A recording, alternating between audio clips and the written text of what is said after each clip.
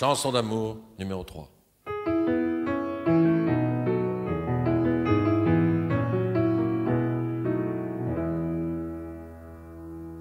Ma grand-mère qui était de Clemcy, elle a clamsé dans son petit lit. À l'hôpital de Montargis, elle est partie rejoindre son homme.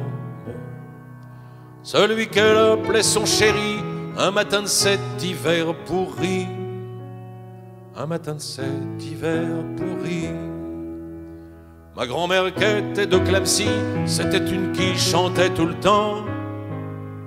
Autant de son jeune temps à 20 ans, faut dire qu'elle était couturière. Et que dans les ateliers de misère, on se serait cru dans une volière. On se serait cru dans une volière.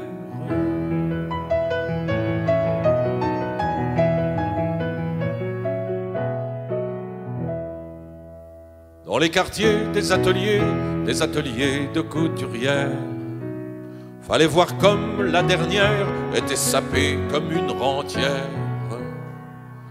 On sait pas comment qu'elle faisait pour être mise comme des princesses. Pour être mise comme des princesses. Quand ça sortait des ateliers, après 10-11 heures de travail, les rues s'emplissaient de beauté, les chapeautières, les culottières, les grisettes et les trottins, les petites mains et les premières. Les petites mains et les premières.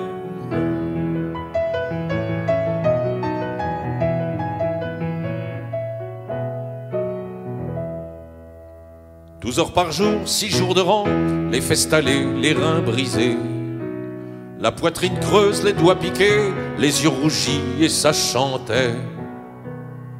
Ça chantait des chansons joyeuses, d'avenir radieux, d'amour toujours. D'avenir radieux, d'amour toujours. Les petites nanas de ce temps-là, elles tenaient très haut à bout de bras.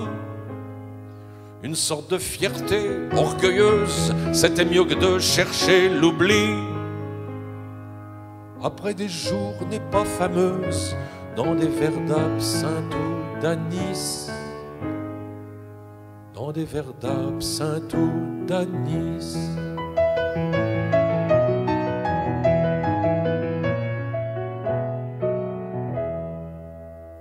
Pour ma grand-mère qui était de Clemcy, qui vient de clamser dans son petit lit. Pour elle qui a chanté toute sa vie, en guise d'au revoir et merci. Cette chansonnette, je dédie, un jour de cet hiver pourri. Un jour de cet hiver pourri.